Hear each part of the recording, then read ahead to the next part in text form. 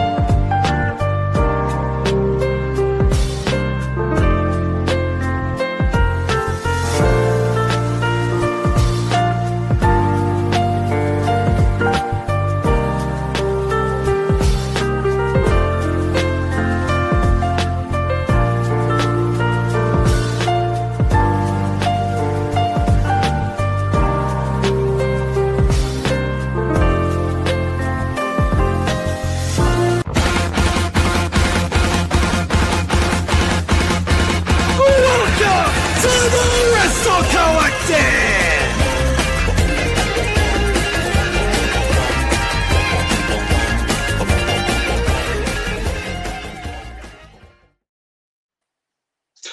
Hello, happy Sunday, everybody. Welcome to the Wrestle Collective presents Queens Road, episode number 2. I'm your host, Carlos, here, and joined with my cohort, the Wrestle Collective favorite troll, Dev, here. What's up, Dev? How are you? Happy Sunday. I don't think Dev can hear. Hopefully, he gets that taken care of. But I want to also welcome our 2 special guests we got with us today. First of all, we got Soto. Soto, welcome. Hello. I also got Taylor here. Oh, sorry, go ahead, Soto. My bad. No, you're good. I also got Taylor here as well. Welcome, Taylor. Hello. So if you guys aren't aware, Taylor and Soto have always been in our spaces supporting us, always been part of the Wrestle Collective. So when we had this open up, again, plans, things change, unfortunately, sometimes. But we're going forward and on with this, and really glad that these 2 joined us. They're 2 advocates of women's wrestling. They always talk highly of it. When we're talking the backstage. I talked about when I hear their voices, like how excited they get to get about women's wrestling and this thing. It just kind of makes sense to have them both on here. So to get this started, let's Soto, give a little introduction of yourself and about like what made you fall, like a match that made you fall in love with women's wrestling, and just a little bit of your background as far as loving the sport that we all love and adore. So I have been a wrestling fan pretty much my entire life. I grew up with it in my household, and I had access to the internet very early, so I was able to find things very young. And kind of a match, or 2 women that sparked my love were Manami Toyota and Aja Kong. They've had a number of matches. I could never pinpoint just one, but I found their matches on YouTube, and I also started tape trading as a child, and I collect that sort of thing, so I was able to really expand beyond what I knew as an American fan into Japan and also into Mexico. So those 2 are probably really what sparked it, and it's kind of went on from there. I've been able to find companies when they've started, so like Stardom and Tokyo Joshi Pro in particular, and I've followed that journey, and it's only made the love that I have for the sport even stronger than how it has been in the past. As time moves on, I only fall more in love with it. Good stuff. Taylor, you're up. So, I have been watching wrestling probably my entire life. Obviously, I remember it from probably the age of 5 on. But what really got me back into it was Total Divas. So I grew up in like the Divas with Nikki Bella, AJ Lee, like stuff like that. And when it was, what really got me back into it was when they brought up the 3 of the 4 horsewomen, so Mercedes, Becky, and Charlotte. So my favorite match from when I was growing up was that triple threat that they had at WrestleMania. Was it 32? I don't remember which one it was. It was the triple I threat believe so, yeah. Yeah, when they introduced the WWE Women's Championship. Becky, Sasha, and Charlotte, right? Charlotte. So I grew up obviously as a big WWE fan. That was what was on in my my house for the longest time. My favorite wrestler is Carmella, always will be. Nice, I love it. I love it. Yes, she's great. I love her to death. And I still watch WWE, but I've now grown more into and learned about more promotions. I obviously watch AEW weekly. I try to like tune in for like Stardom and stuff like that when I can. It's hard with my work schedule, but women's wrestling is just something that's always caught my eye. So it's like, wow, if they can do this, I can pretty much do anything. So anything. Awesome. So they're role models for you. That's awesome. Mm-hmm. Again, I love to have both of you here in the space for women's wrestling. A funny story for me is I have a friend that works for Charles Schwab in Oakland. They had a WWE live event at the Oakland Arena, and he had got his box seats to it, in my suite. So I went down there, and there was these guys on dates with these girls, right? And these girls there, the girls could care less about anything else that was on.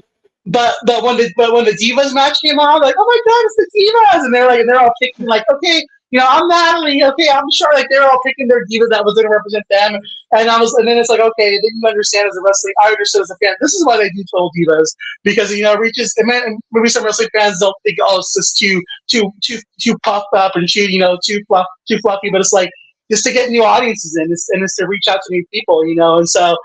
Being there and seeing how excited they were when the Divas came out and they're all picking their diva who's fighting for them, like just a reminder of again like why they do these things to branch out to a bigger audience, So it was just a really cool experience. It was really fun to see. Not Cena's house rules. Cena's house. Oh my boy.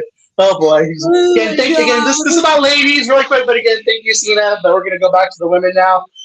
So again, it was the idea of this show is to kind of showcase on a month-to-month basis, like what's going on in women's wrestling, because I feel like we feel like with so much of a different podcasts and spaces, and so much is geared towards men, and we always want to give the women more of a spotlight. So that's kind of the idea with doing this show is to kind of spotlight the women. So with that said, and also, me and Deb were talking a little bit before the show. You guys have heard us talk enough, So again, we'll definitely be chiming in more. But Soda came in with lots of notes. Taylor, this is their first time doing this. They were kind of sharing a little bit beforehand, like never really having a platform to do this. So again, that's just something that the collective we pride ourselves on is being able to provide a platform for people. So I'm just really, really grateful that we're able to provide this platform with them today and give them a chance to speak. So we're going to be kind of covering today women's wrestling. The plan today is to talk about the women's wrestling from November, first 2 weeks of December. And then we're all going to kind of give our wrestler for the year in each of the different promotions, independents. Because again, as if you guys look at the Wrestle Collective, our we're doing year-end awards, so kind of in the spirit of that as well. Then we'll be doing our promotion of the year, and also just want to give them some time. Again, Soto, consumes a lot of women's wrestling, a lot of creators, so forth, independents. So does Taylor. So we want to just make sure that they have an opportunity to shout out the people they want to shout out. Because again, this is about opening people's eyes, and hopefully, after what you guys hear today, hearing these two speak again, I love when they talk about it because you can hear the passion in their voice. Hopefully, to open your eyes to go check out other promotions and to go check out and support other women wrestlers and content creators in general that you might not be supporting right now. So, with that said, let's get into the month of November and December. And Taylor, why don't you start it off? What's a match that happened this past 6 weeks that you want to make sure that we get some shiny Tuesday and talk about? Well, obviously, I think Women's Blood and Guts needs to be talked about. First ever match for them. I think that they absolutely killed it. Sky Blue, a hooper, bleeding in the first 8 minutes of the match. I know that's something she wanted to do for a long time, and she was worried that like when she got hurt, she wasn't going to be able to. So I was glad that, and I had talked about this with a friend of mine prior. He has like a kind of something like this, and I was like, when she came back, I was like, Tony needs to announce Blood and Guts, and he needs to make sure that she's in it. And then when they announced that it was happening, and she was in it, I was like, I called that back in May. Like there was just something about like you never really, and especially if you grow up in like just watching a WWE, centered like that kind of household, you don't get to see stuff like that. It's a completely different atmosphere than like watching War Games and I'm not saying War Games was bad. I just think Sure. I just think Blood and Guts, it was such an interesting experience, and like you got to see these women do all of this hardcore stuff that the men get to do all the time. That and I think that they absolutely tore the house down. I don't know what you think about that, Soto. I think you agree with me, but I'll let you. Yes, Yes, so absolutely. chime in. Yep. I wanted to shout out a specific woman from that match who has been really, really putting in the work over the past year or so, as Marina Shafir. I knew she was going to show out because she is a really intense fighter, but she kind of has like an MMA background, so I didn't really know what to expect in a hardcore setting, but she's been under the tutelage of somebody who has lots of experience in hardcore wrestling, and she's really showed out, not only just in AEW, but she works the independents as well in Defy Wrestling. She's their champion, their women's champion currently, but she was so much fun to watch. And the different spots that she did, they felt very her. Like she shined here. She was being herself to the fullest in this, and I don't think she gets enough credit for the growth and progress that she's made. And that was like for AEW, I think was kind of testing the waters to see what they could do with her in the future. Working up some tag and group wrestling. Oops, sorry. Like to what you said, Sato, too. Now, like again, like people don't know, like there was again, like Moxley. I think it might have been Copeland. Those guys too had a backstage meeting back there with the talent. Like who wants to learn? And Marina was one of the only few that really spoke up and was like, I want to be under your tutelage. So to see her go and do the work, and again, every independent show I think Mox went to, Marina was there by his side, and just again, not in the ring so much, but just definitely like learning just the different things. Again, just to see someone who puts in the work, and to see her like how much she's grown as a character, it was nice to see her inserted into that match. And again, it sucks that Penelope got injured, but at the same time, like I think sometimes the universe just works in mysterious ways. Mm-hmm. I think having Marina in that match, getting to see her shine, and just how much she's grown by the fans. I mean, I remember being at Dark and seeing like she come out to like crickets, and she threw a sock at me one time, and I wanted to keep it, but they made me give it back. But just how much she's grown, and just how much people love her, and like she's become a main character on AEW, and it's really beautiful to see her take that shine, and to take the ball and run with it. So that's definitely a good call out. Dev, what are your thoughts about Blood and Guts? Match of the night. So, yeah, nothing that no one else hasn't really covered yet. I think Marina stuck out the most for me, and I liked one of my favorite. What do you call her in private chats? What do you call Marina in private chats? The problem. The same thing that most other people call her. Okay, yeah, that's it. The problem. Yeah, the problem. My bad. What was I thinking? Yeah, no problem. No problem. Yeah, one of my favorite feedbacks to come out of that match was Mercedes keeping a low profile throughout the match to allow everyone else to stand out, and I'm inclined to agree with that. It was cool that she was a part of the first one also, and I was surprised that the heels won. I didn't have the heel team winning that. 100%. So do you agree with that? Oh, go ahead. Sorry. 100%. I thought the baby faces were winning. I thought with it being the first one, they were gonna let like Stat and all of them get the win, and then once they started, beating the hell out of Mina, I was like, oh, all right, let's go from there. It was a great match overall, though. I very much enjoyed it. I didn't necessarily have like a big prediction. I liked the unpredictableness of this match because like it's the first one. Like you want the baby faces to win, but like there's a really good chance these heels could take it. And like another shout out is to Mina, because she hasn't really wrestled a lot of hardcore matches. That's not something a lot of people in her sphere usually do. In the Joshi world, there are hardcore Joshi wrestlers, but I never thought Mina was gonna really show out in the way she did, and again was ultimately herself. So I liked that. I didn't really know what was going to happen. I was like split right down the middle when it comes to like predicting this match. It's what you said that she like. That's the one thing I took about Mercedes as well. Like, because I remember everyone was saying, "Oh, she didn't want to get in the match, and she should have spotlighted more." Like, no, she doesn't need it. Like, this to me was about letting the other women shine, and the fact that she was in the match is all that needs to be said. But again, it also fits into her It's character. She's because the that, CEO knows where to and where not to invest. She's and a there wasn't a smart belt, and there also businesswoman. wasn't a belt to be won. If there was a championship to be won, then she would have displayed herself more. Yes, Go ahead. Maybe she should make herself the self-proclaimed Blood and Guts champion or something. That'd be a funny thing she's like, they're gonna for make her to this belt do. for me and for me only.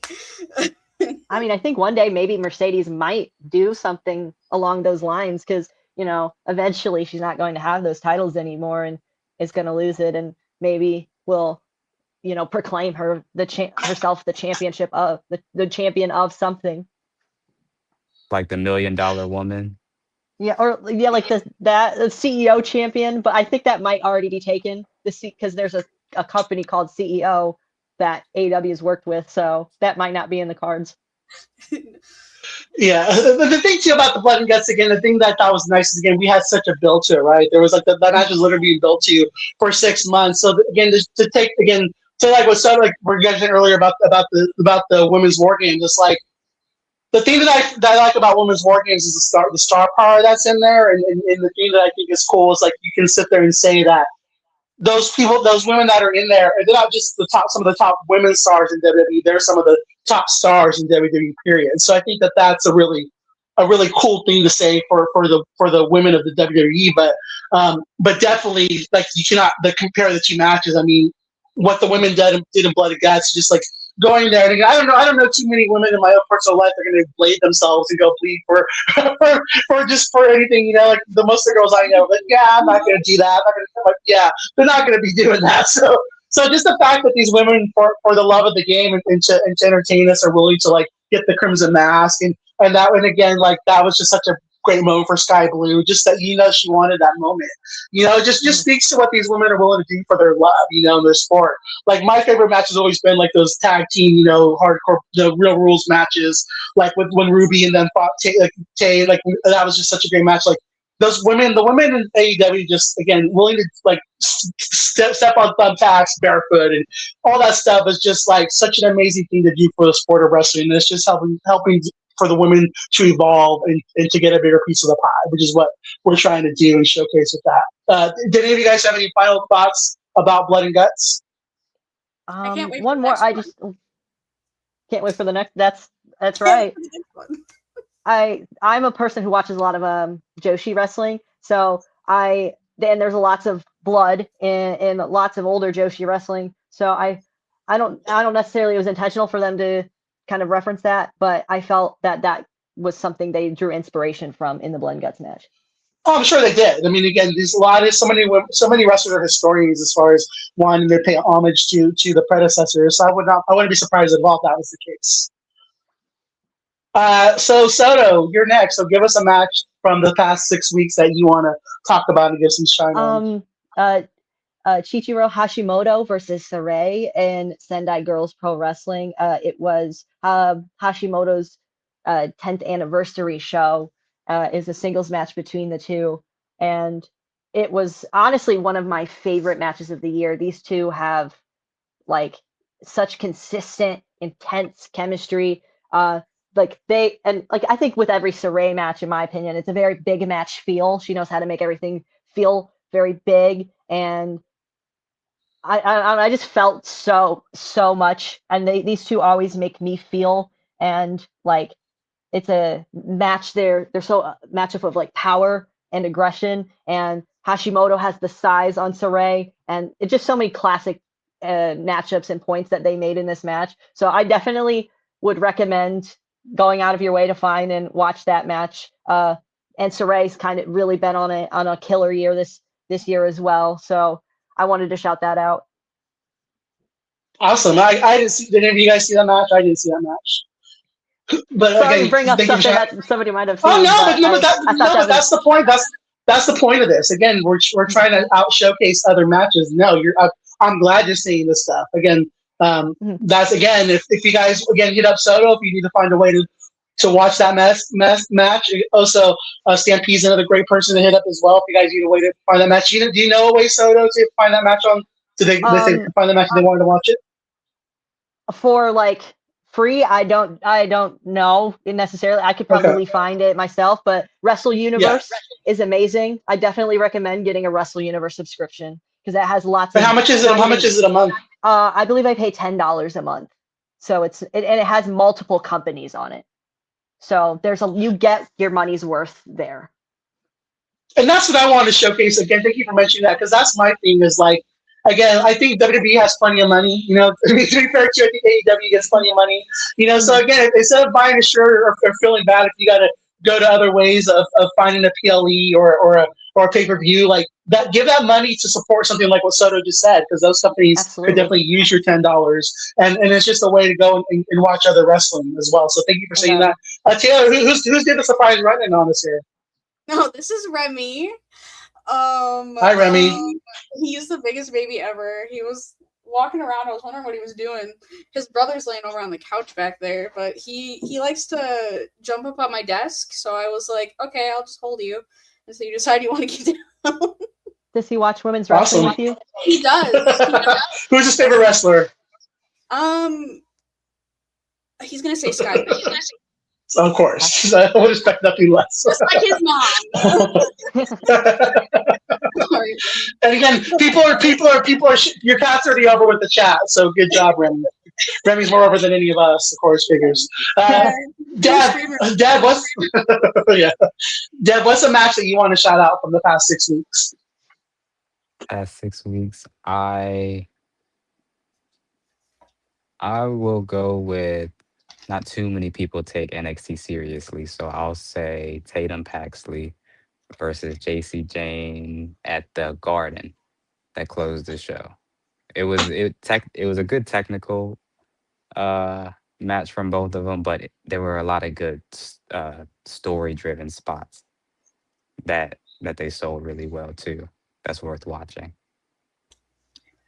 Yeah, and that's something I wanted to point out. I think that's when she won't regain her title, correct, over Tatum. Yeah, it was.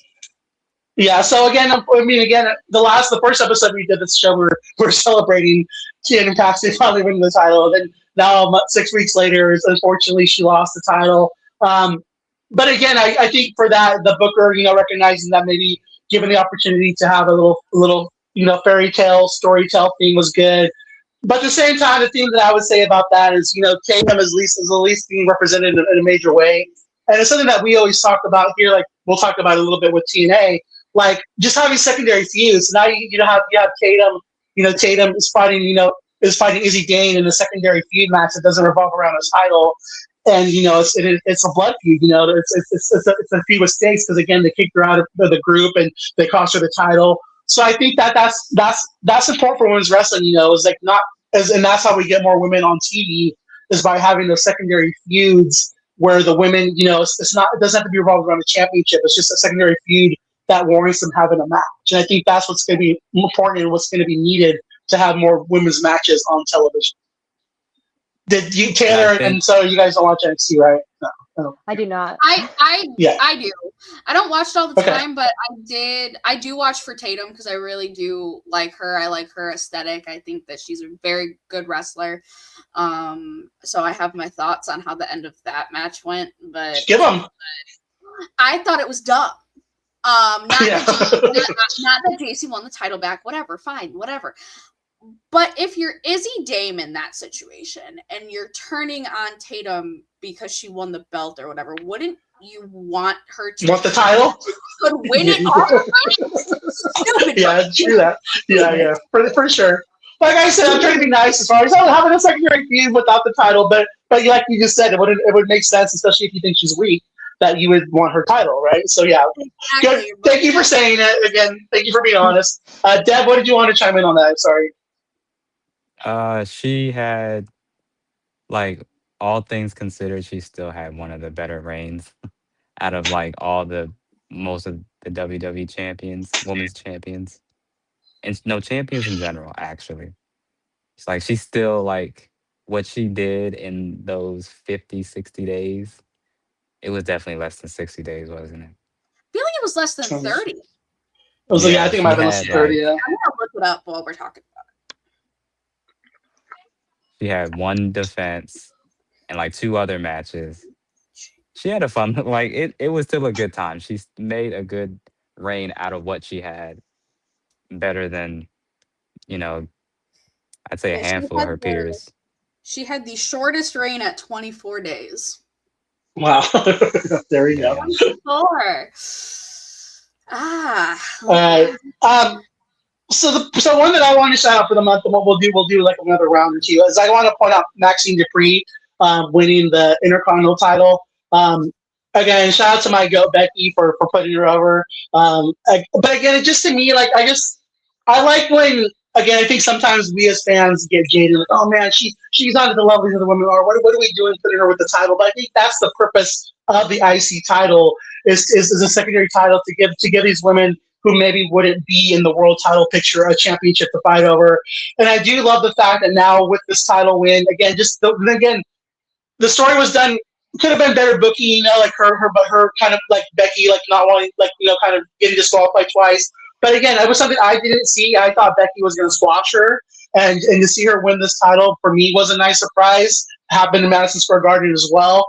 And just seeing someone get rewarded for putting the work in, whether or not you think that the work means that she's a top woman in wrestling, it doesn't matter. I mean, for those women who are the total diva fans, like Taylor was talking about, like, and stuff like that, like, I think having someone win like that who's just like, it's a fun story and it's a good story. Do I think she's gonna go down as the greatest women's Intercontinental champion ever? No. But at the same time, it's a nice story being told, and it's a fun feel story, and it's also leading to these fun vignettes we're getting with Natty, and we're getting with her as well, in the dungeon. And I just think, I think the thing about pro wrestling is that it's a buffet, right? So I'm really happy for her. I was surprised by this win, and again, I just think it's a nice W to say, if you put in the work, you'll get rewarded. Do you guys have any thoughts on that, Taylor or Deb? No, I agree with you there. I think that, those titles, like, yeah, they can be held by bigger, like, known stars to kind of help get them off the ground at first, and then, then hand it off to someone that gets a big rub out of it. So, like Maxine did with Becky. I wish they would do that on the SmackDown side of things, but they don't really have women over there. So. yeah. They just, again, it's just, they're not. Again, I think WWE definitely needs a draft. I think, especially for the women's, if anything, for the women's divisions, it feels very stale, and then we need to move some people around. So I hope, for the sake of the women, they get that soon. Do you have any thoughts, Dad, on that? Becky's underrated. She's literally the best women's wrestler in the world, according to Sports Illustrated, and people don't and sports media understand. Sports Illustrated. Yeah. Yeah, Becky. Carlos says so as well. So yeah, I think it's worth noting how many stars she makes. That needs to be talked about more. She's really good at her job. She understands the assignment. And I also think it's important too at these times, again, that those women have had the spotlight. So seeing like her and Charlotte and Alexa too not have to be. Honestly, agree with Alexa being squashed, over by Lash Legend. But at the same time, it's just nice to see them kind of letting the next generation shine and putting them over and stepping away and being involved if he's not surrounded the main title. So I do think the women deserve some accolades for that. Soto, what's another match from the past 6 weeks that you want to give some love to? Or Taylor first. Sorry, Taylor first, then Soda. Yes. Go Taylor, and then we'll go Soda. Yeah. I want to say Chris Statlander and Mercedes Moné at Full Gear. I think that the match itself was they always have great matches together. Like, this is not obviously anybody who watches the product knows that those two I feel like could be wrestling soulmates because they work so well together. Mercedes still not being able to win the big one while she has all these other belts to her name is a very fun story to watch. Chris getting that she finally got that big win over Mercedes. She couldn't get the last 2 times she wrestled her. And it just, I don't know. I love Mercedes. I love Stat. I think that the two of them, like I've watched them wrestle forever. It's the fight forever chant, but in real life. I feel bad for them because I feel like the spot they were in on the pay-per-view, like, the crowd kind of killed the vibe of the match. Not for me, but I could tell people online were like mad about it.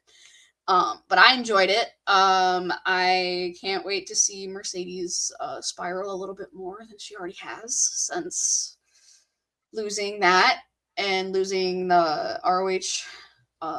Was it the women's TV championship? Yeah, correct. Yes, yeah. So I'm excited for that. Soda, your thoughts on that match? I really, really enjoyed it. I enjoyed seeing the progression that Chris Statlander has went on compared to the last matches, the 2 matches that Chris and Mercedes had last year, compared to now. Chris has really made a full circle journey. I didn't think that I mean, I knew eventually Chris Statlander would win the women's championship, but it came unexpected this year, and she has really come into her own. She's really grown as a character, and it's been really interesting to see how she kind of adapts as champion in real time and how she kind of has learned from her past matches with Mercedes and kind of how she's been watching Mercedes. I think that's kind of what put her over the edge in this match.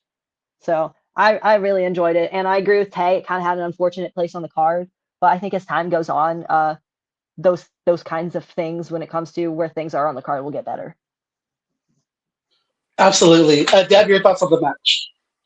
Wrong winner. And it was a great match. I love those two working together. I thought Mercedes had it in the bag, but I always do. So I want to give a quick shout out to again the friend of the collective, Andrew Badala. He did a space, up going into the pay-per-view, and he had predicted that Mercedes was going to win. He gave a good reasoning to why and things he heard, and so.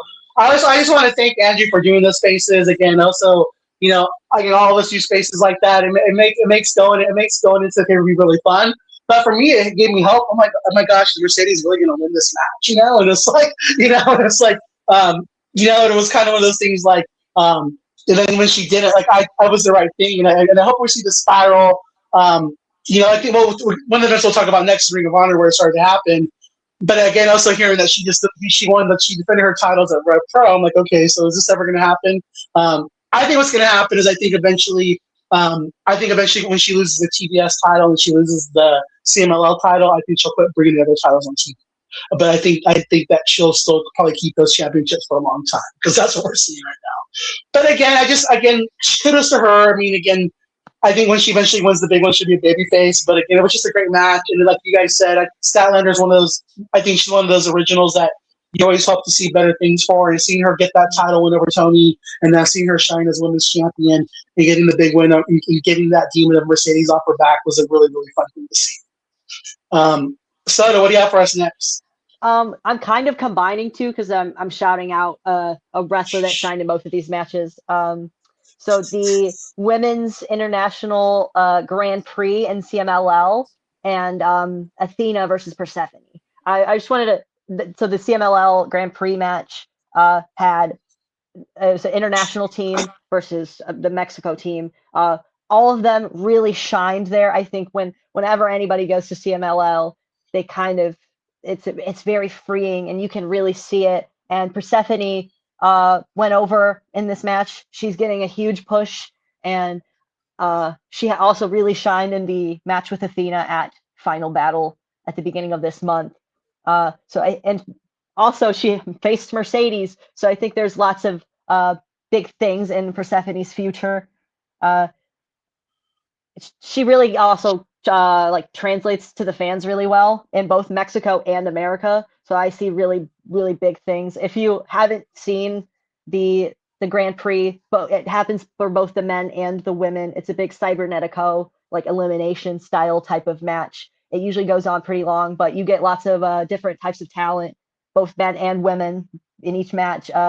Kind of showcase, and you might see somebody that you've never seen before because they have an international team. So they had people from AEW like Julia Hart and Tekla and Mina Shirakawa, and then like Kanji from Rev Pro, and they work closely with both MLW and Stardom as well. So you see all different types of talent shine in that match. So definitely recommend that. Nice. And Taylor, Steppy said you're the CEO of the Wrestle Collective. So, and just thank you all for being in the chat. And please wanted to shout out the women's War Games match. Like I said, shout out you guys. Thank you all for being here. We got Advocate in here. Got Vex. Got a lot of different people who are wrestling advocates in here as well. Like I said, Steppy, Felicia, James as well. Appreciate y'all being in the comments. We are nothing without the people to support us, so we just thank you all for giving us some of your time on a Sunday evening or late afternoon, as it is here on the West Coast. Did you guys have any thoughts about the CMLL match or the thoughts about the match between Persephone and Athena? You can go first, Taylor. So that CMLL Grand Prix was the first one that I ever watched, and obviously I watched it because Sky Blue was announced to be in it.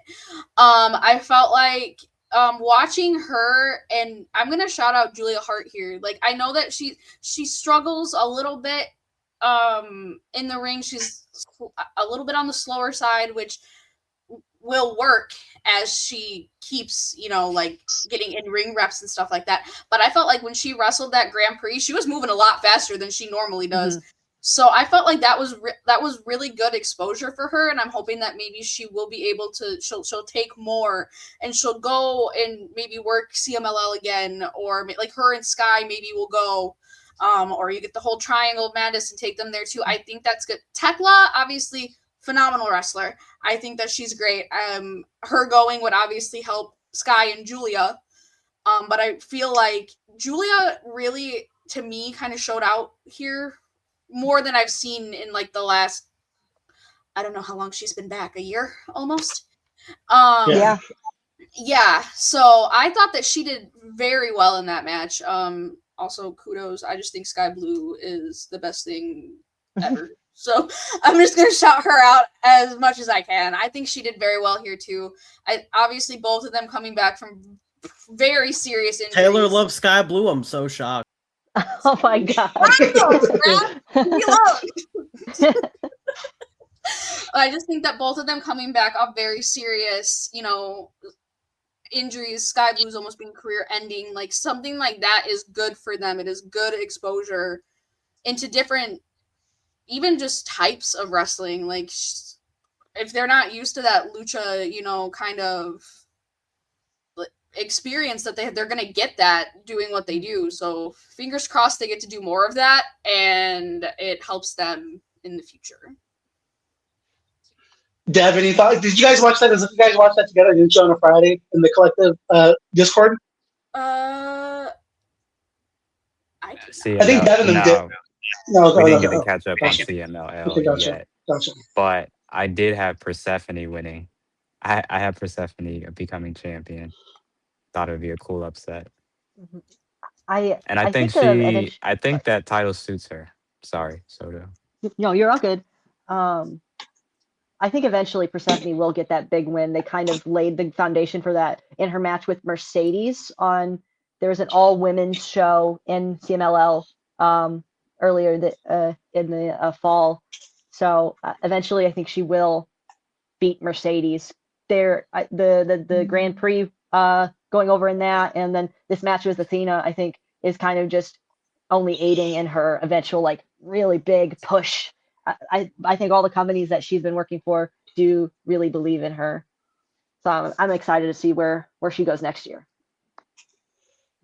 And just on the thoughts on that, again, this is a good time to save it for this. Is that I wanted to point out the last Ring of Honor, Death Before Dishonor, right? That was the show. It's like you had women opening the show, you had women in the middle of the show, and you had the women closing the show. So, and you had 3 title matches. So it started with Deonna Purrazzo winning the strong title, winning the women's strong championship. Then it started with the wonderful match of Mercedes putting over put you straight to your mama's kitchen. What's like having a brain fart? Huh? Red Velvet. Red Velvet. Velvet. Red Velvet, yes, thank you.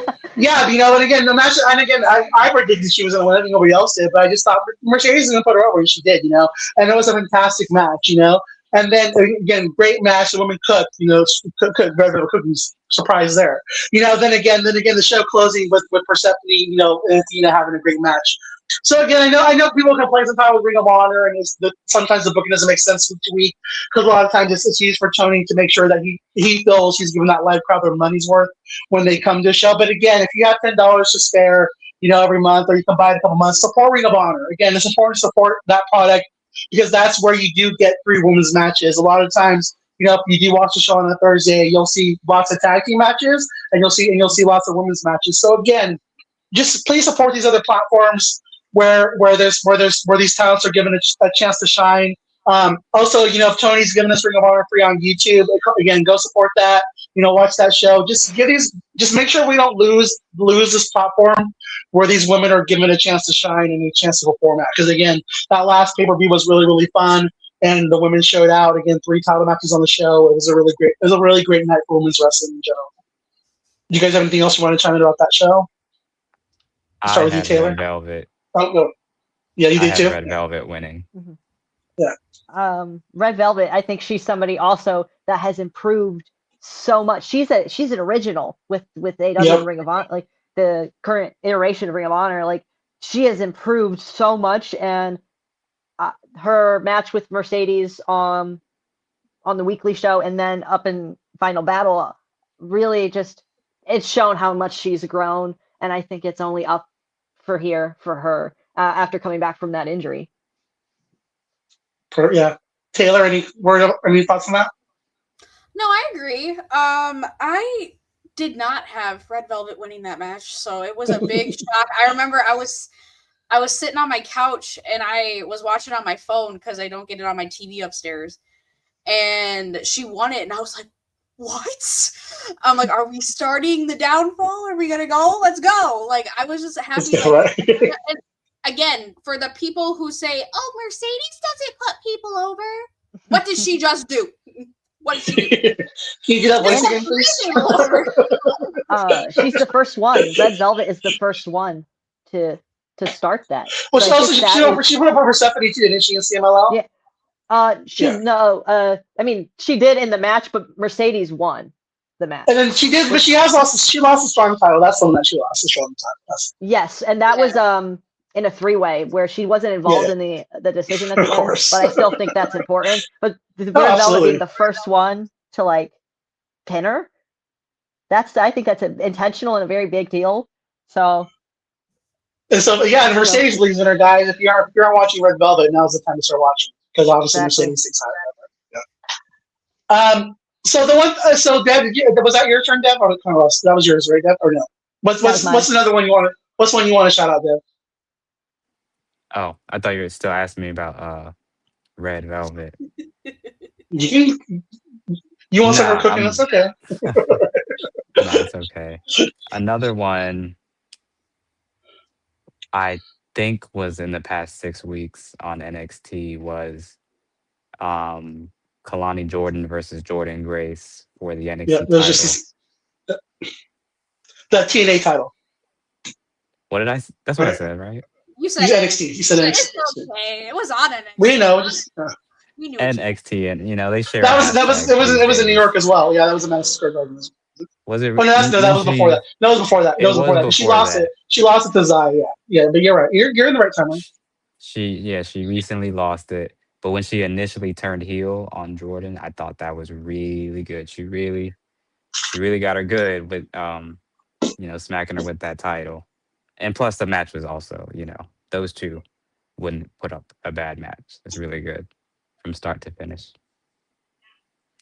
No, definitely, and I agree with Dab again. For the sake of time, I'm not gonna call it. I'll be cool with that. But again, Jordan's doing the Lord's work, and she in NXT right now because she's putting over everybody and their mother. I wish that she was getting presented in a more strong way, but I mean, it Kalani. is what it is. I think Kalani is like one of the most improved people of the year. Oh, She was absolutely, already yeah, like super athletic, but now she's like a really convincing wrestler, like a really cool, good pro wrestler right now. yeah, yep. The one I want to shout just happened this past week on TNA, and that was the women's dog collar match. Um, again, great match. Just I wanted to shout out TNA in general for what they do. For which was Danny Luna and Indy Hartwell. They were main event of the show. Again, Danny Luna got color, pretty big color in the match, and it was just a nice story being told. And again, I just always again we're in such a great place with women's wrestling, but TNA has always been at the forefront of that. I think as far as presenting women in a great way, and with them getting this new TV deal, I want to make sure that we give them a chance. I think as like Stampede said on our podcast, like on our spaces, like give them a clean slate. Because again, I do think this is a place for women to wrestle. I do think that they value the women wrestlers there, and I just ask going forward in January that we support TNA, give them a chance. Because again, if they're going to present matches like they did this past Thursday with that dog collar match, they definitely deserve. If you haven't been tuning in, to give them another chance. Do you guys have any thoughts on that match? Go ahead. So I did watch the match. I'm not somebody who typically tunes into TNA regularly anymore, but I love Danny Luna. She is one of my favorite independent wrestlers, and she is a huge part of the future, and I'm super excited to see where she goes. And I always think when it comes to women's wrestling in TNA, I think back to, I don't know if you guys have ever heard of Daphne. She was with yes. TNA, and I think how far TNA, not even just women's wrestling in general, but TNA has come in the way that they allow their women's talent to shine and really get time. And I wish she was here to see it, because I think she would be really proud of how far TNA has come. Yeah, and then just overall how much better wrestling for like the mental health for women is guarded now in wrestling too, and just how much they're protected, and how much much safer it is for women to work in this sport. I think it should be championed. But definitely thank you for shouting that out. If you guys haven't seen her episode of Dark Side of the Ring, they really did a nice job of representing her. Go check that out, please. Dev or Taylor, do you guys have any thoughts on that? I didn't watch the dog collar match. I was actually busy when it was going on, so I'm gonna go back to watch it. But I did see pictures from it, and Danny Luna looked insane in the best way possible. Like, I'm really excited to go back and watch that. So. Thank you. Hi, Caleb. Again, people are loving that you gave a Daphne mention. You two are getting lots of love in the chat, just so you know. Everyone's really glad to see you guys on here. And then Abigail's also showing you now, go see Danny Luna versus Mad Dog Connolly as well. That's another great match.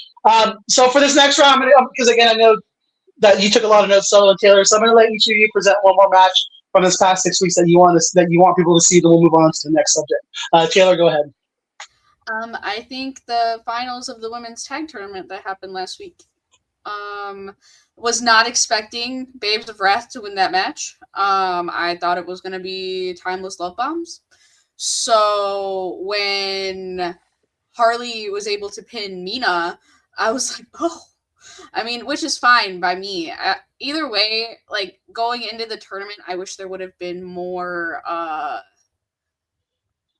I wish it would have gotten a little bit more time. I know it was going on for a while, but I wish that it would have gotten a little bit more like build, if that makes sense. It kind of just felt like it was so quickly thrown together. I wish there would have been more teams involved. I wish that I don't know. I just I enjoyed it. I'm glad that they have tag titles now.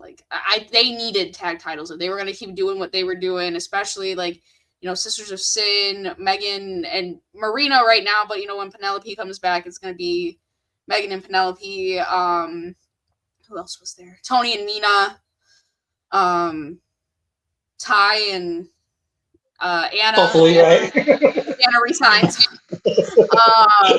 But to have a solid like tag division like that, and for them to finally be able to have titles that they've obviously worked very hard to get, I think that I feel like the right team won. Maybe that's just me. I've seen a lot of online discourse about it, but I think the right team I agree won. with you. I think giving Willow like a big win. Harley's put work in to get better. You can tell. I think that the titles on those two will be a lot of fun. I know a lot of people wanted Willow to be the one to take the TBS championship off Mercedes. It's me. I'm one of those people. But I'm the people. a full circle moment would have been Willow getting her win back on Mercedes.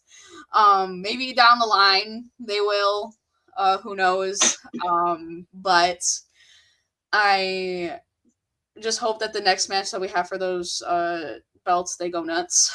I think that it'll be a very interesting thing to watch in the next, like, we have a couple weeks till the pay-per-view. Who knows if we're gonna get a tag match on there? Like, who's gonna be? Who knows? We'll find out. Soto, your thoughts on that match? The finals, I really enjoyed the finals a lot. My prediction actually originally was Willow and Nice. Harley. As much as it would have made sense for it to be Tony and Mina, because I think there's a lot of star power there.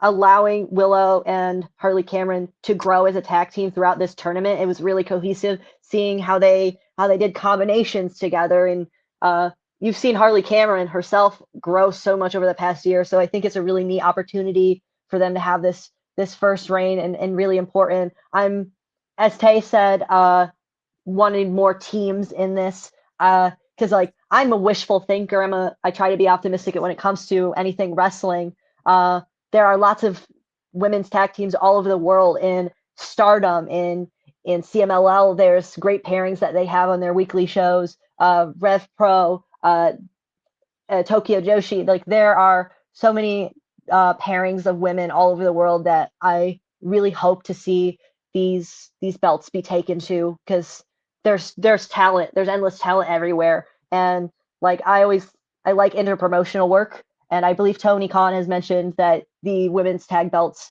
they do plan on like kind of taking them internationally, and I think that is a great strides, because the other set of tag belts, they only started to do that this year, like taking them elsewhere.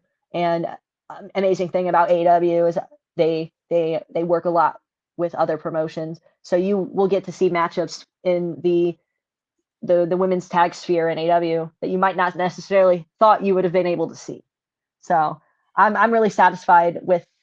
I understand there's lots of different criticisms when it comes to the tournament in general, but I'm really satisfied with where it ended. Well said by both of you. Dev, go ahead. Thoughts on the women tag title match? Yeah, right winners. And I think some of the upsides to them winning, on top of the fact that they're the right winners, Harley Cameron, um, her just her timeline of accolades is really impressive. Like, I didn't really it didn't really hit me about Willow. I didn't have Willow on the table ever for uh dropping that TBS title to her. I kind of had it on Harley every now and again. She was always in the back of my mind. But she got a one up on Mercedes, as did Willow. But and on top of that, she pinned Athena. She and almost pinning her out of spite because she didn't team with her. I wanted those two to be a team, the Puppet Monets, Harley, the CEO, and Cameron, because I just like them both. So that would have killed two birds with one stone. I think they both deserve to be champions. So I was bummed I didn't get that tag team, but uh, I'm happy with the results. It could have been better. The The bill was kind of weird. I didn't really understand that four-way tag we got. I think at the last pay-per-view event, and it's yeah. The pacing wasn't great for me, but the matches were good, and the dynamics and interactions that we uh, got they all got good payoffs. Well said. For me, like again, knowing how Tony Khan books in his head and trying to make everybody happy, I thought this was the best outcome. Seeing Harley and seeing Willow win again, like you guys have said, the work that work that Harley's put into for herself. Willow is like to me, she's like the heart and soul of the women's division. So I was really happy to see her be the inaugural champion. For what was done, the build and everything else, I thought, and then Tony, knowing how Tony wants to reward people, I thought for all that included, the best team was rewarded in the right. Soto, give us one more. I know, and then also Soto, if you want to give a list of matches out that you have, we'll gladly retweet those out. I know you put a lot of work into this. I know for time restraints, we're not going to get to them all, but if you want to shout them out, we'll definitely support getting those out to people. Of course. So the match I wanted to mention was Konami versus Starlight Kid at Stardom Crimson Nightmare for the white belt that they have there. I thought this, and I think this with so many Starlight Kid matches, highly technical match, really intense, and I think these two were really excellent together. And obviously, I didn't want Starlight Kid, just a great shout for her. She's been on a killer year with the white belt in Stardom, and I don't think she gets enough love for. She's still very young and still has so much ahead of her, but she's like feels like so far and so developed as a wrestler, as a character. I'm excited to see kind of where this goes, and it kind of felt to me this came full circle with the person that beat Starlight Kid, so I really appreciated that. If you guys haven't seen that, that's on Stardom. So Stardom World, that's what I have. That is their own thing, airing on Stardom World. So that's the match I wanted to mention. Give us one more. Give us one more that people could probably see if they wanted to today, probably pretty easily. If you have it. Honestly, it's another Stardom thing, and nothing in particular. Good, that's fine. The tag league in Stardom, if you weren't aware that it was going on, I'm sure people who might only tune into AEW or in American wrestling, Megan Bayne, she was doing the women's tag team tournament in AEW, Blood and Guts, and the tag league in Stardom all at the same time. And I think that is, in a positive light, insane. And I don't know how somebody does that. She puts a lot of work into herself, and she's also somebody that has improved so much. And she didn't make it all the way into the tag league, but I definitely recommend pecking out a couple matches. You might recognize some people in Stardom, or Megan Bayne, and you know what she's capable of if you only tune into American Indies or AEW. She works really well in Japan, and there's a lot of chemistry with those girls. So that's something I definitely recommend checking out if you're in the reign of tag team wrestling. But I think also too, to what you're saying, if you're a fan of people like Kairi Sane and Io Sky and Asuka, you will love Stardom. Absolutely. Please go give it a try. Give us some love. Like introduction to those wrestlers, so Io Sky, Kairi Sane, Asuka, was Stardom, because I've been watching Stardom for the longest time now, and that's how my view of them, because since I don't watch WWE, so knowing those things, I'm able to recommend people matches they might not necessarily have seen before, since they watch American wrestling. They can kind of branch out since they already know these people. Awesome. Before we move on to our wrestlers of the year for the promotions, Deb, give a shout out to what I asked you to watch yesterday. And I know Soto can probably speak on it to you a little bit, to the person to the women in the match, to not necessarily the thing itself. But go ahead. So the first and the only person's name I was able to write down was Maya World, because she won the winner. She was the winner, and she seems to have the the biggest character so far, out of her peers. So So the good on event I was her. talking about. So yesterday, I was getting ready for work and getting ready to support different things going on, and I came across the Reality of Wrestling, which is on my Booker T. They do the Sherry Martel Invitational Tournament, and that's what it was on. So I was like, hey, you got to watch this for tomorrow's show. So and so again, I just really want to recommend that. Again, you had Tyra May still on there. The NWA Women's Champion was on there as well. Myra World. There's a lot of independent women wrestlers on there. But it's a fun tournament that they do, and then it's 6 first round matches, and then from there's 2 3-way matches, and then from there is a woman. So again, just want to recommend for YouTube guys. There's lots of women's wrestling you can get on there for free. MLW goes on there as well. We'll get into a little bit. Well, Shotzi's killing it over there. So again, lots of free women's wrestling just to support free on YouTube. Prestige Wrestling as well. There's a lot of stuff, but again, just definitely a nice thing. I love seeing Booker T give some love to Sherry Martel, and Maya Ward is definitely one of those women you want to keep an eye on. Any more thoughts on it, Deb? Or Putting 3-ways in your tournaments is probably like one of the smartest booking decisions I've ever seen. Really good call. And yeah, like there weren't too many skippable matches. It was like a fun thing that they did. yeah, there were nice single little like night. 6-7 minute matches. Yep. That's really cool. Soto, can you give some people some information on Maya World? She's currently, obviously you might have seen her on AEW. She's had some really neat opportunities with High End on AEW recently, but she has been working the American Independents for quite some time now, and I do believe she should be signed to something major in the future. She worked because this is a show I wanted to shout out. Athena, she works with Metroplex Wrestling. They held shows there. It was all women's shows, Girls Who Run the World. They did 2 shows this year, and I believe they're gonna probably do more next year. And Maya was really, really shined there on those shows. So I definitely would recommend that because they air those on Twitch with Metroplex. Nice, awesome. So we're gonna get into again, guys. So if you guys again pay attention to the Wrestle Collective WC Worldwide, we're currently doing our year-end awards, and just to give some love to the different promotions, we want to kind of just name our female wrestler of the year for the different promotions. There will be some on here that we all don't watch and things like that. So respectively, we'll skip. But again, there's nothing bad. Again, the great thing about wrestling is that you can watch and support what you want to watch. There's plenty of good women's wrestling out there for everybody. There could always be more. But we're gonna get into it. So I know for Soto, who was your Tokyo Yoshi for a women's wrestler of the year?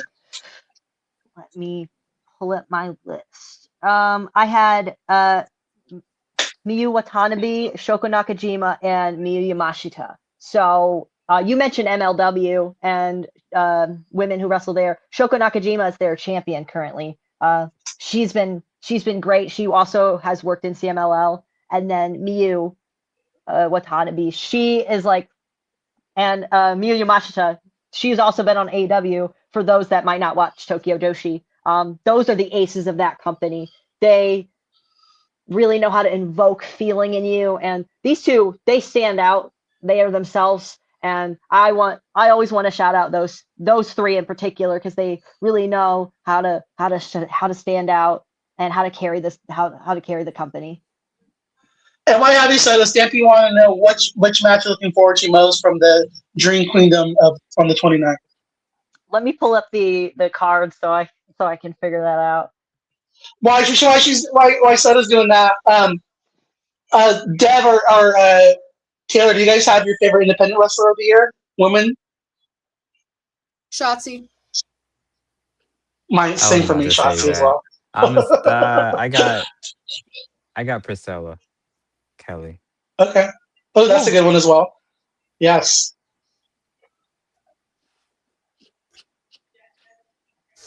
I think Shotzi too. I think Shotzi's made the most of her opportunity. She's killing it out there again, wrestling for GCW, wrestling in MLW, doing the independents as well. She's definitely the one that I want to shout out. Good shout out there, Taylor. You ready, Soto? Yes, Konami and Saya Ida. I don't know if I'm pronouncing her last name, but right. My apologies. I try to figure out how to pronounce people's names correctly. But that match, I love Saya. She is somebody that I think deserves a push. I'm trying to think of somebody that I could compare her to. She's like a muscle. To me, she's a big, like a hoss. She's a muscle lady. Like she's shorter, but I think Willow maybe is it comparable in terms of like the strength that she has. I don't think Stardom has a ton of them. They have like Mozilla and Megan Bain, but I think Saya is a really underrated talent. I know she's very popular online that I've seen, and I really like Konami, so I'm really excited for her to have that opportunity on there. And then Natsupoi and Saray would probably be my number two there. I love Saray, but Natsupoi, this is a great opportunity for her. I've never seen her more locked in my life when it came to the previous shows that they had. So this should be this is a really important show, as it usually is. So I'm excited for it. So Stampede China, so for starters, Saya Kanatami for Marigold, Mayu, Iwatani for MLW, Shoko Nakajima for AEW Mercedes, for WWE EO, Freelancer Saray, and Independence Nikki XS, and then China Indy Hartwell. Ooh, I love that Nikki XS shout. She's really great, and she really utilizes her social media presence as well. So who was your independent, Soto? Did you get that? I was going to say Maya World, but I wanted to shout out also Nicole Matthews.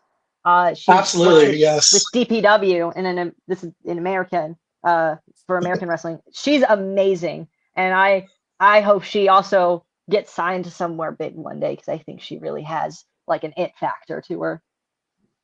So in the spirit of advocate, and so for Stardom, I know his is Bozilla. Who was your guys' Stardom wrestler of the year? Obviously, I would say Saya Kamatani. She has had probably the biggest year of her career. And I've mentioned SLK already, but an underrated pick that a Hazuki. Sometimes I think that they don't notice what in Stardom or wherever she goes to work doesn't really notice what they have in Hazuki. But she has had a really good year. She's the CMLL Japan Women's Champion, and she's had she won that belt back in a really great match, and her and her tag team partner went to CMLL, so she's been able to like kind of branch out into other places as well. So Hazuki. Okay, Deb, did you have one? Is Starlight Kid Stardom? Yes. I think she's the coolest. I got her. Did you have one, Taylor? I would say Azumi. Okay, great pick. And again, I'm gonna go. But I always tell apologies. That would be my resolution for 2026 to watch more Stardom. But I definitely think Mozilla, as again, just from what I saw of her, that's such a fierce force. I like something different. Again, just a big woman who knows how to actually move and ball. Amazing talent. She has a bright future in this wrestling world. So we're gonna go there. So CMLL, Soda, who's yours and why? I think that's so I have two. Obviously, Persephone. This has been a really huge year for her, and I think the momentum she has is only gonna go into next year, and that might be even bigger than the year she had this year. And Olympia is like a bodybuilder type. People who watch AEW have seen her match with Mercedes, and she's a beast, and I'm so excited to see where she goes. I wanted to see her and Candela, which is another great CMLL competitor. They work really well as a tag team, so I hope maybe in the future that they could come to AEW and face some of these teams. So Olympia would be my other CMLL shout. Taylor, who do you got? So I would say Persephone, but I also want to shout out La Catalina. I think La Catalina. Excellent. She is. I saw her back in May. She did a Ring of Honor match against Trish Adora, and it was probably one of like my favorite matches that I've ever seen in person. Like they were great. Not Dev, who you got? Olympia. Dev, any reason why? Nah, I got her having like the strongest year next year. Like I got a lot of stock in her. I think she's really cool. Sounds good. So I'm going to give the troll answer to the Dev shit again. I'm going to say Mercedes Monet. Duh, she's a CMO champion. Dev, you let me down, man. I was like totally waiting for you to say that. That's clever. Ah, yeah. I really Dev, do like Dev, Dev. Olympia though. I think Olympia's becoming a champion. I don't know which champion, but I think she's becoming an AEW champion next year. But again, I think the thing I would tell people again, if you see Tony Khan giving any kind of independent wrestler, man or women, but especially women, if he's giving them time on television, like obviously, like there's somebody that if you have the time, you have the love for the game, like go and watch these women more. I mean, I can talk. I mean, literally, Jordan in the collective would have got a CMLL subscription because of just all the amazing wrestling that he's been seeing, and that's the great thing about having a group like the collective, you know, in these spaces that we all do together, getting to know each other, and even in the comments here, like everyone getting to share their love, you know, and getting to talk about women's wrestling and getting people to branch out and watch new stuff. Like that's the beautiful thing about this, sharing the thing that we all love and getting people to put their eyes on new products and new superstars. I think is a beautiful thing. So let's go to we're going to break up because again, we had a little bit of a meeting that we wanted to give different brands a little bit of a shine. So with that said, starting with you, Soto, we'll start with Taylor. Taylor, who's your Ring of Honor Women's Wrestler of the Year and why? Athena. She's the forever champion. I would say her or Billy Starks. I think Billy Starks. She kind of had like a rough kind of go of it after like she lost to Athena those couple times for the belt. But I think they're gonna get ready to build her back up, and I think she will be the one to take the ROH title off of Athena. At least, you know. So do you have some? Are you agreeing with Athena, or do you have somebody else? I agree with those two, but a special shout out to Trish Adora. She is in Shane Taylor production, Shane Taylor Promotions, and she has been constantly improving. And she works on the independents, and I see a lot in her. And she has an it factor that really stands out, and I hope that she has a really great year next year. Dev? Queen Amanada. Oof, good one. Yes. And again, I think it's self-explanatory. I'm going to shout out. I again, all the ones that you said are all people that I agree with. I'm going to go with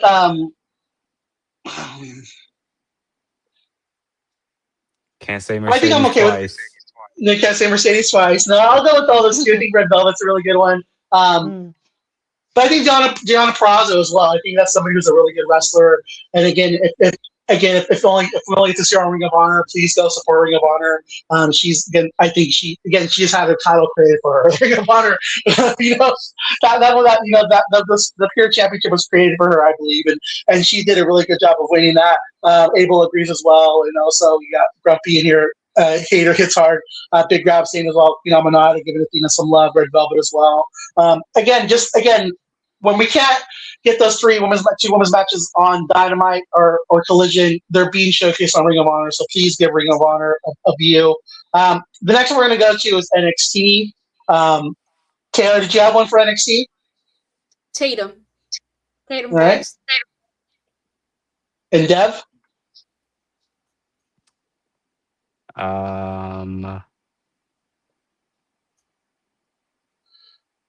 Kendall Gray.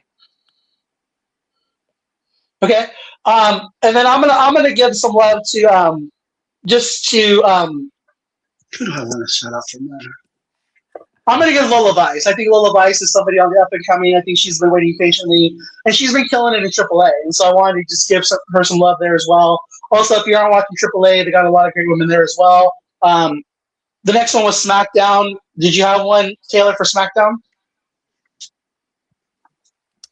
I have two: Alexa Bliss Good. and Charlotte Flair. And why? So I want to hear you why those two women. So, Alexa got if not one of the biggest pops of the year, coming back from a almost 3-year hiatus.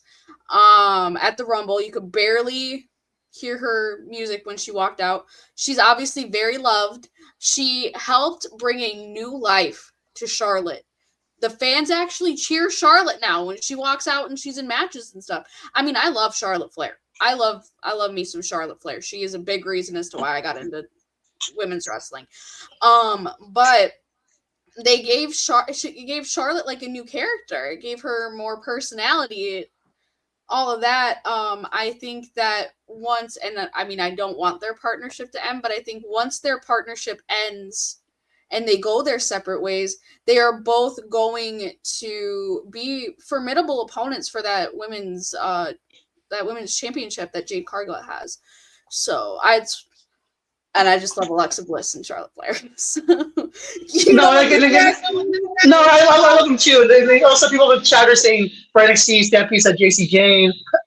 Abel said Nikita Lyons. Abel, I don't know about that one. I guess she follows me, so I do love you. I love Nikita Lyons.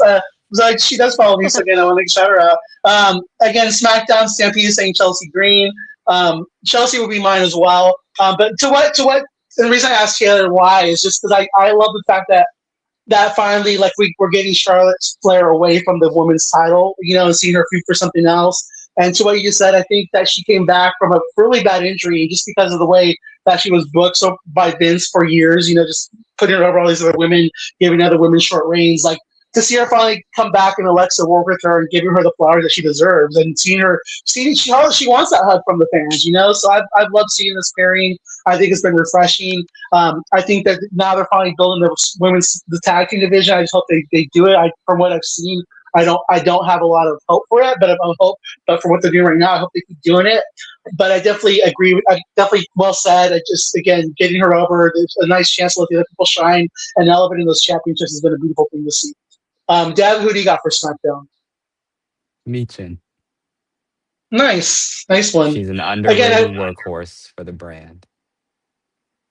Yeah, and again, I just wish she was presented in a better light, where it was like you feel like she'd actually have a chance against like a Jadis and just throw it in there because you have nobody else. Like we were saying about the slim roster. But again, I like all those ones. Again, I love Chelsea Green, what she's done with that title.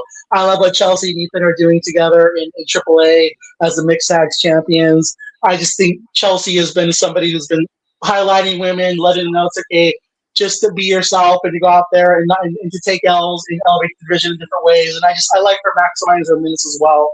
So I definitely want to give some love to Chelsea Green, but all great choices. For Raw, who do you got, Taylor? I know this goes against what, because Stampede was just talking about Liv Morgan. I would say Liv Morgan. I know that she was out since end of June, early July, but her run from January up until she got hurt was probably the best run that she's been on since she's kind of branched out from the Riot Squad. Secondary for someone who's been there the whole time.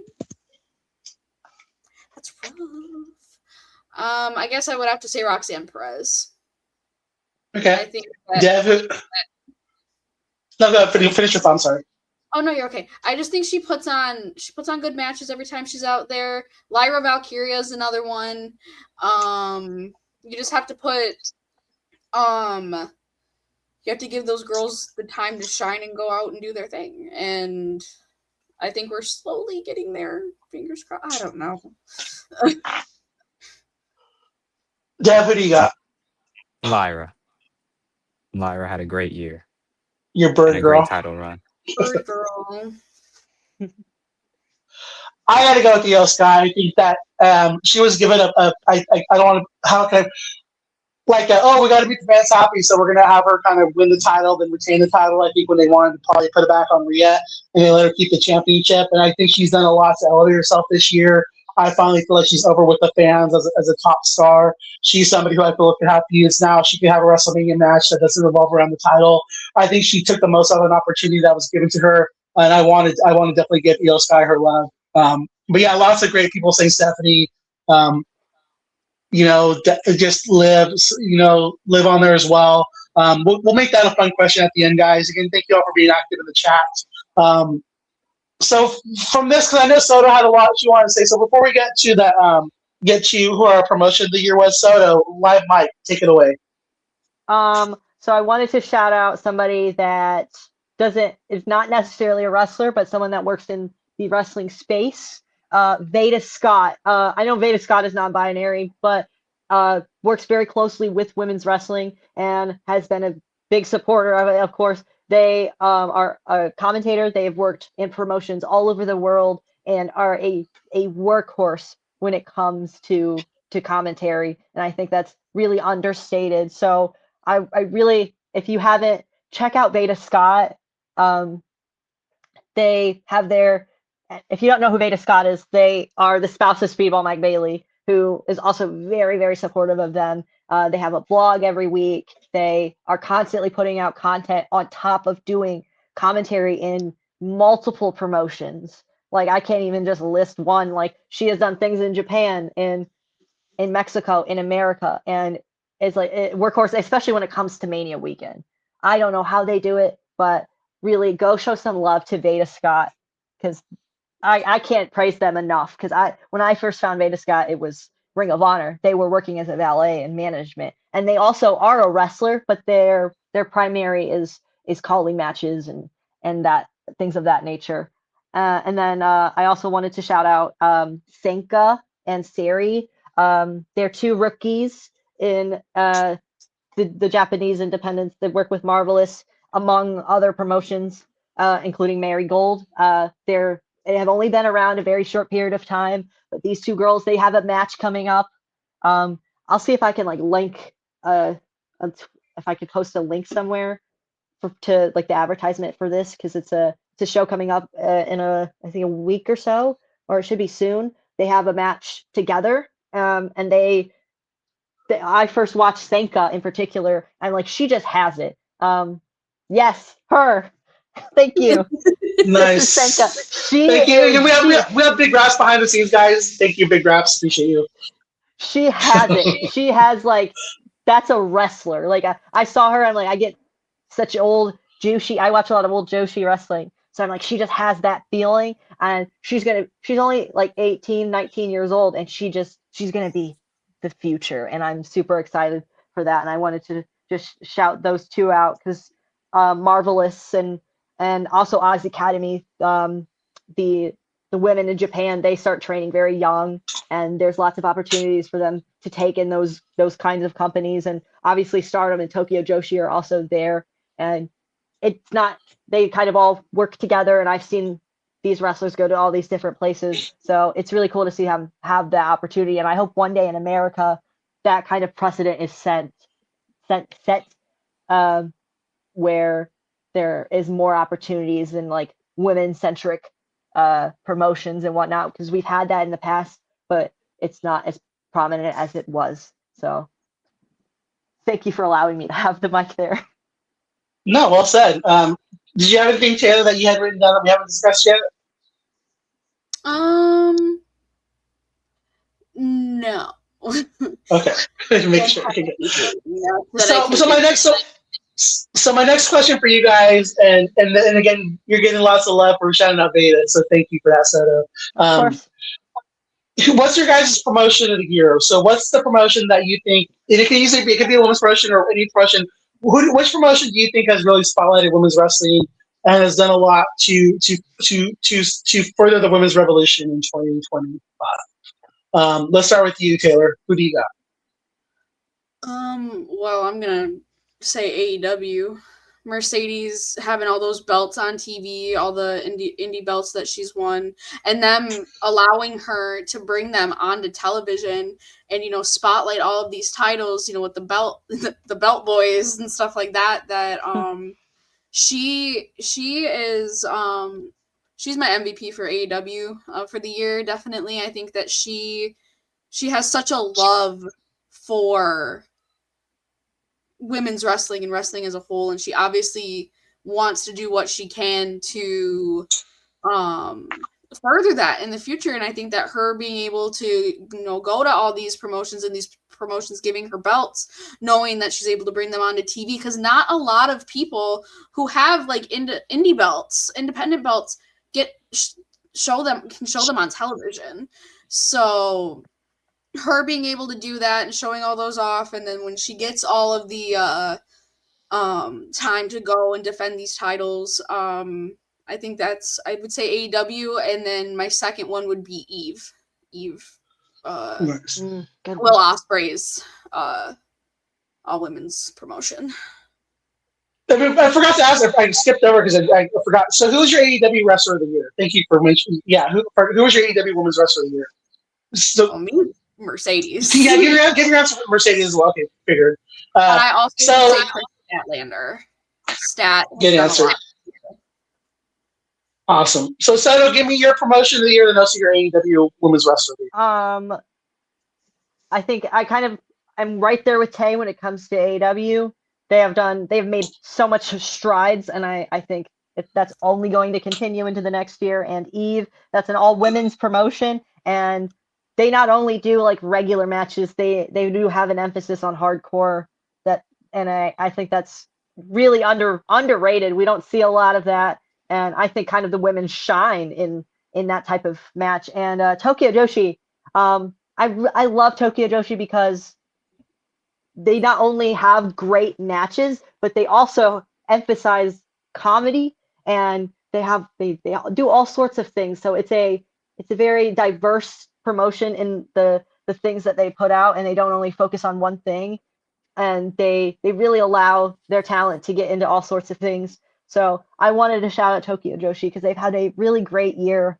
Because they'll do serious matches, they'll have that, and they'll do the serious stories, and then they'll have the like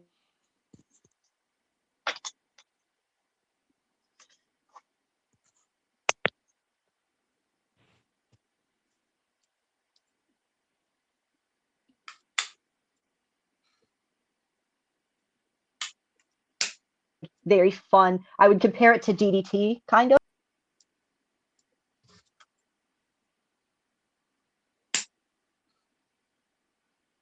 Did I cut out? You did. I lost my connection for a second. You were talking about something, and then it just stopped, me. and then I It's all heard you me. say they kind of Yeah. compare it to DDT. Oh, okay. My thing was like something with the connect. Where did I cut off at? You were talking about how they do the serious they'll do the serious matches too, Oh, and then you cut off after that, but and then you came back in when you said it's comparable to DDT. okay, yeah, it's kind of they'll have their serious matches and their serious storylines, but they also allow, because I don't think they allow women to participate in comedy wrestling, which I don't think is also something that's done very often, or it's seen kind of as a joke.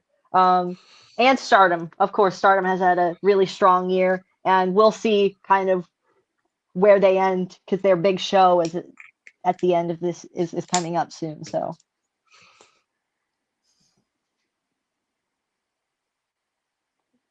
Can you guys hear me? Yes. Yeah. I can hear you now. All right. Thank you, Sato. Again, Dav, who's your promotion of the year in your AEW Women's Wrestler of the Year? So I would say my MVP for AEW this year is Mina Shirakawa, because she's been super charismatic. She's gotten her character over like there's nobody's business. She's, I would say, almost as over as Toni Storm. Like she's not out of place next to her. Sometimes she might be. I think there are days where she's a little bit more over than Toni Storm. And she does jobs. She does good business. She's put a lot of people over throughout the year and has been bulletproof. Her character has been absolutely bulletproof. She's my MVP. And NXT will also be like my MVP for women's booking, because it's diverse over there, and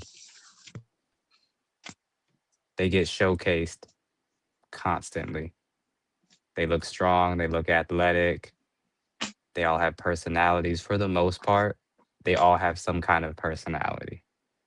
Very good showcases, women's showcases in NXT.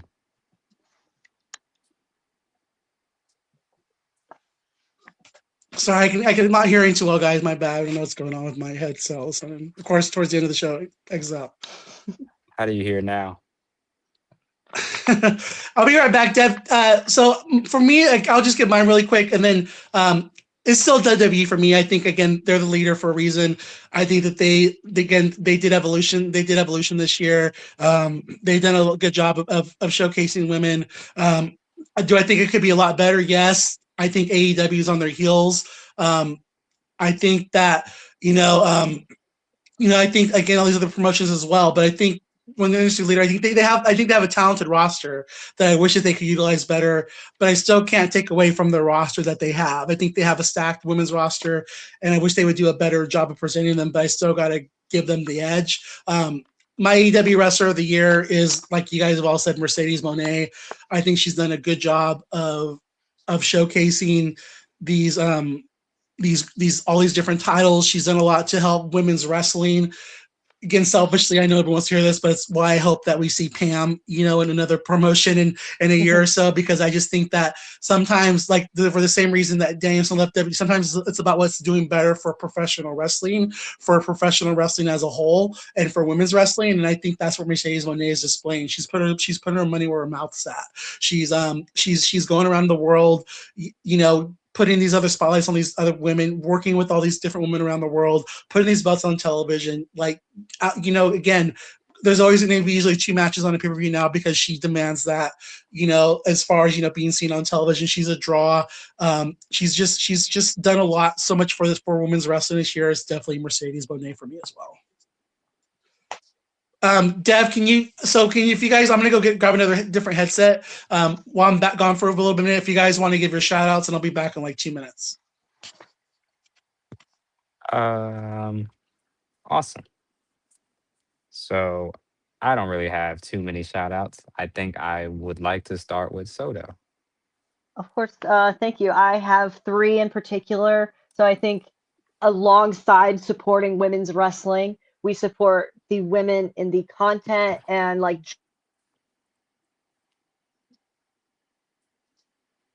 Soto, you cut out.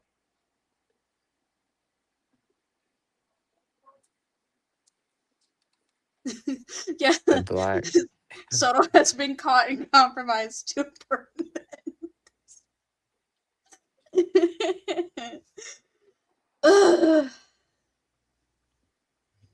Tay, you got any other shout outs? Anything that hasn't been mentioned yet? I know. I think going along with what Soto was saying, supporting the women who also do the content creation in wrestling. We see a lot of, there's a lot of men that do it. I feel like more women need to be spotlighted. Wheezy Blonde. I see her stuff all the time on my Twitter timeline or on my Instagram. Trying to think of who else there is. Is it? We were literally just talking about her with Graps earlier, and now I can't remember her name. I think her @ is. That would be Alex Lajas. Yes, thank you. I see her stuff all the time too. I follow her on everything. I think that she is great. Denise, you don't want to butcher her last name, who used to work for Fightful, or she might still work for Fightful. I'm not 100% sure. Seeing all of her interviews with everything like that. Soto, can you hear me? Hi, I can hear you. Can you hear me? I can hear you now. Okay, do you want to go back to what you were doing? So yeah, like I mentioned, I think it's important to uplift the people that we directly interact with.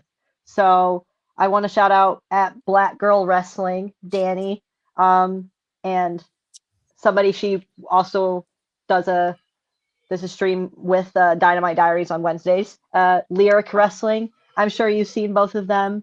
They are some of the sweetest and most passionate people about wrestling, and Danny really incorporates her own kind of comedy into the things she talks about, and she's always been welcoming and I really enjoy seeing her on my timeline, and she works really hard at having fun, like making like reporting wrestling fun. And Lyric is somebody that is endlessly knowledgeable about wrestling, and I don't think she gets enough love for that. She watches things all over and she reports on things all over, and she's had some really cool opportunities that I got to see her do this year, and I love seeing both of these people succeed. And then my friend Emily, MB Star, EMB Star. You might have seen somebody mention the Paulden Lovers, Paul White and the Golden Lovers on your timelines. And Emily is also somebody that is endlessly knowledgeable about wrestling, especially when it comes to New Japan and the Golden Lovers and the Elite. And obviously, I'm known as somebody who loves that kind of sphere of stuff. Emily writes about the Golden Lovers and is very good at it. So I don't think that she gets enough love on the things that she writes. And she has a like an editing publication. Oh, there you go. There's the Golden Lovers. I'm sure if Emily hears this, I'm sure she will love to see that, because I met both Em and Danny, Black Girl Wrestling, at All In this year, and they were very kind to me and very fun to hang out with. And that's amazing thing about this space is you meet all types of people, and I definitely recommend checking those 3 out. There is one more thing that I would like to shout out, and it is something that I am a part of and been a part of for a couple of years now. I am a part of AEW Heels, which is a group for fans of women's wrestling, and you don't have to be just a part of, or it's not just have to be just AEW. It's a very welcoming community. It's run by Aubrey Edwards, and God, why can't I never remember? I know who it is. It's Brody. Amanda Huber. Yes. I'm like, God, I literally just talked to her the other day. Like, what is wrong with me? So it's ran by Aubrey Edwards and Amanda Huber. It's just a fun, like, very welcoming group of people. We do like Zoom calls once a month with different AEW talent. This month it was Kyle Fletcher. Next month I know it's Chris Statlander. So they do meetups before or after pay-per-views. They have a booth at all of the like Dynamites and Collisions and stuff like that at the pay-per-views as well, so you can go and like learn more about it, meet Aubrey, stuff like that, like just communicate, with your fellow listen, I knew who she was, but I just didn't know. I forgot her name. I felt so bad. Don't take their crap. We've been saying so many names over the night. It's all in your brain. Names. I'm like, God. Cancel Tay. Start a hashtag chat. Dang. There's a troll we love. No, we're not canceling. No, it won't happen again. But yeah, I recommend, especially if as a woman, if you want to find a space that you are comfortable in and talking and finding fans who feel like you're gonna be comfortable, you'll make no. I just saw the hashtag. Oh my God! Stop it right now! Stop it. We wanted to come back, guys. Be nice, okay? It was one time, but I do recommend that if as a woman in the wrestling community, if you are looking for people who you're gonna make lifelong friends out of this group, it will. It's good. It's like a yearly subscription, and it's just they are some of the nicest people that I've met. I went to my first AEW show by myself last September. I went to the Collision before All Out last year, and it was very nerve-wracking. I'd never been to a show by myself, so it was nice to have a community of people that I knew, like, if I needed something, I could go and find someone and not be I wasn't alone. So that's my big spiel on Heels. Arrest Tay, my goodness. Arrest me. Oh my goodness. Why? No. Um, I want to shout out. I want to shout out Tay and Soto. Thank you guys for being here. And then also just a shout out to Soto, who when we were having our creative meeting was like, I want to shout out creators and shout out women creators. Again, that's what I said. Like, yeah, this is our show, and this is what we're bringing together. Just thank you both for being here today. You guys added so much to the conversation. As far as I'm concerned, this we'll talk. This should be an ongoing thing. I think you both offer a lot to this space today. Again, thank you for being here. You both have been advocates. Sorry for the gimmick infringement. But just when you guys talk about women's wrestling, you hear the passion in both your voices and how excited you guys get, like giddy like children. So I just really thank you both for being here. And again, I want it to be a continuing thing. I think it's something we're doing. And again, to everyone who joins us in our spaces, everyone who joins us in our podcast as well. I can clearly say I've made a group of people who just appreciate women's wrestling, who want to stand up for women's wrestling, who bring so much to the conversation. So I just thank you all for doing that.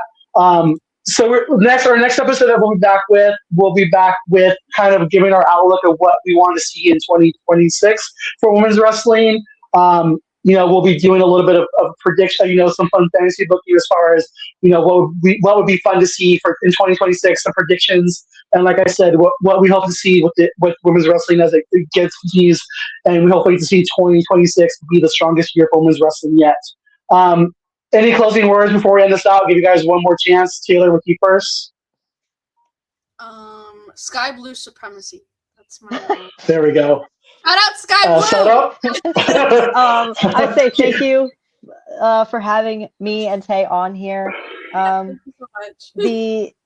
And also on top of supporting creators and the wrestlers themselves, but support the fellow women in your community, like the direct community that you have involvement with. That's where change happens first, is who you are directly. Like, I'm friends with Taylor, and if I'll support the things that she does, and it only goes on from there.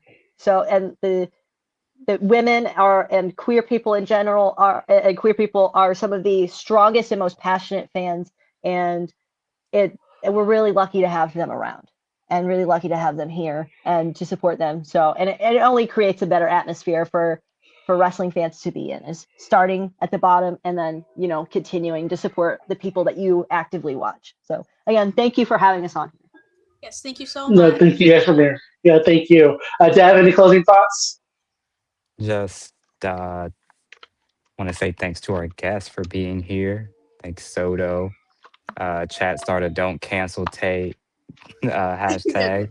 Gonna get that one over. Close the show with a positive note. Don't cancel Tay. She's not awful. So again, guys, we're on the Wrestle Collective podcast. If you're not subscribed to us, please hit that subscribe button, hit that like button. Again, please subscribe to everybody, like everyone in here, follow everyone in the chat.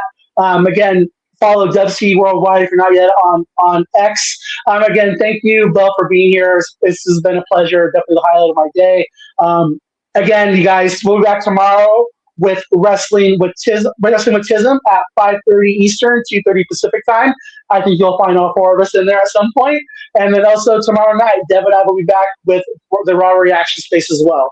Again, thank you all for being here. Thank you all for taking some time out of your day to support us. Again, support women's wrestling, support women's creators, and we'll see you guys next month. Take care, everybody. Bye. Ladies and gents, thanks for stopping by. And until next time, this is the Wrestle Collective.